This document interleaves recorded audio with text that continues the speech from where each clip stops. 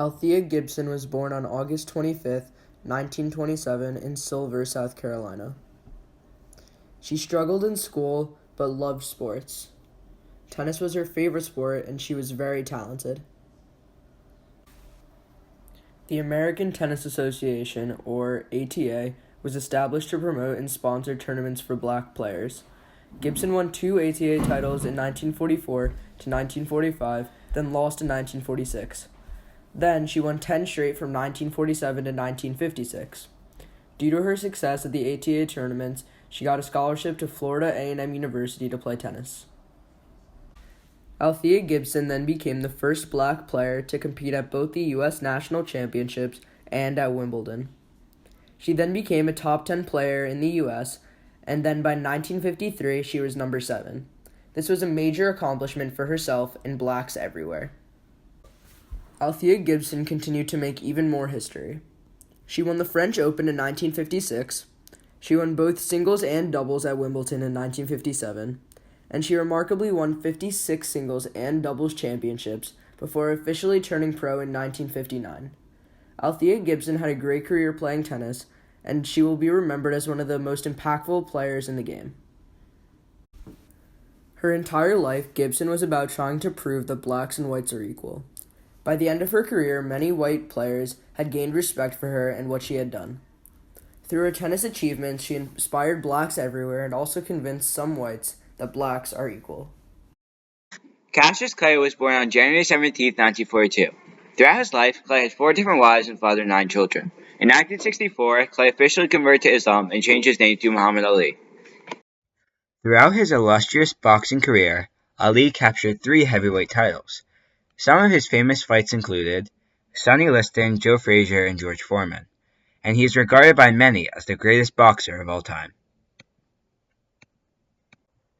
In 1967, Ali was drafted into the army, but he refused to go because he believed that he should not have to fight for a country that won't fight for him. Ali was therefore sentenced to 5 years in prison, fined $10,000, and was banned from boxing for 3 years. After appeal, Ali no longer had to go to prison, but he was still banned from boxing. In the years that Ali was banned from boxing, he spoke at colleges fighting for civil rights. He wanted to build up African American neighborhoods instead of moving into white ones. Ali was also a member of the Nation of Islam, a controversial group led by Malcolm X, who fought for African American and Muslim rights. After his career, Ali fought for human rights around the globe.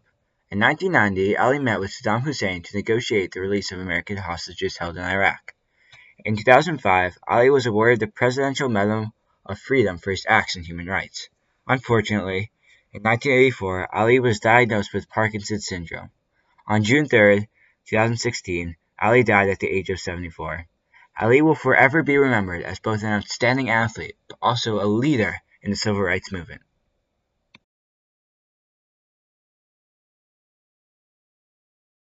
Whenever someone looks up at all 6'9" of Bill Russell, I just did, I always feel small next to him, and asks, "Are you a basketball player?" Surprisingly, he gets this more than you'd think, this question. He says, "No." He says, "That's what I do, that's not what I am. I'm not a basketball player, I am a man who plays basketball." In his giving of the Medal of Freedom, the highest civilian honor in the country, former President Barack Obama encapsulates the achievements of Bill Russell. William Felton Russell was born on February 12, 1934 in Monroe, Louisiana, but moved to Oakland at the age of 10 to escape segregation in the South.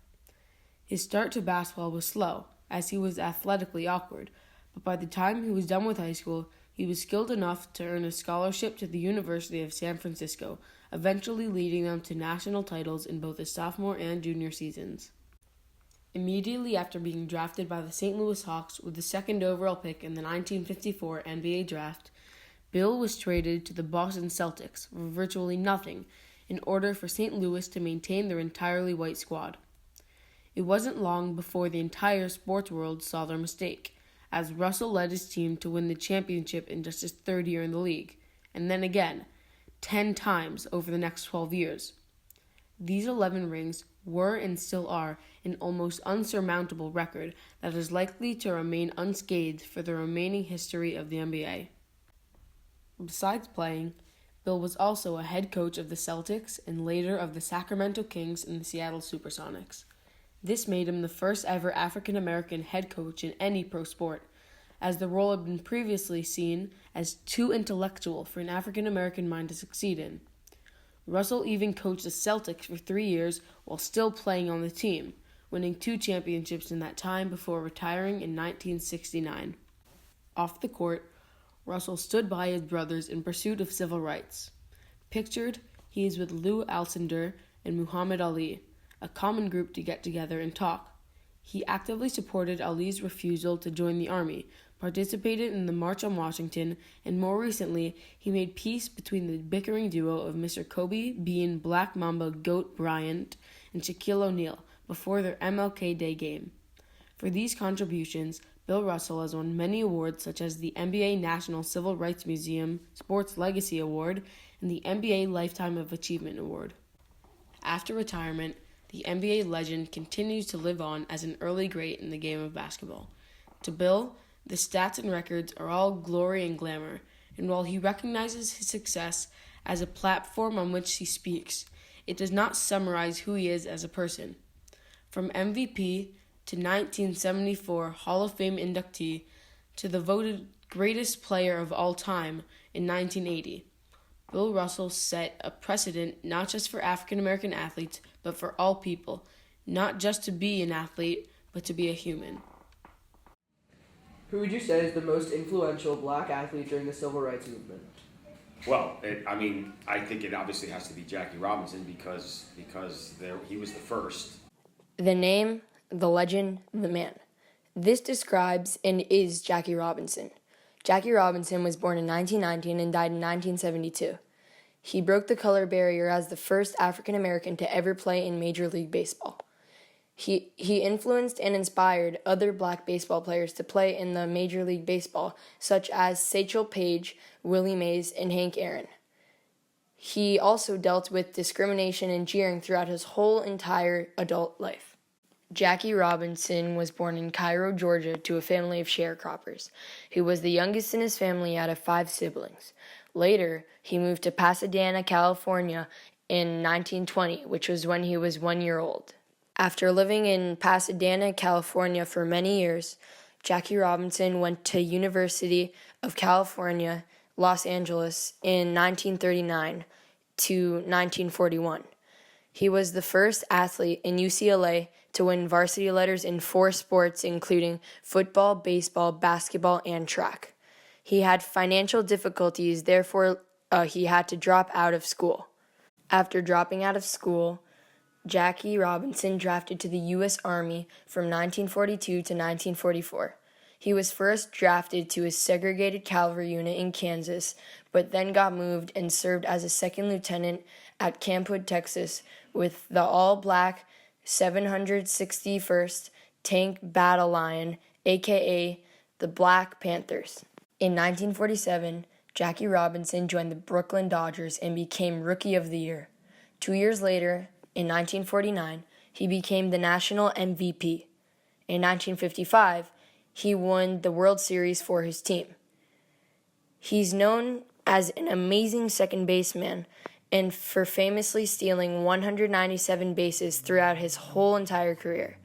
Before joining the team, Branch Rickey made Robinson promise that he wouldn't defend himself, no matter how much people would degrade him while playing.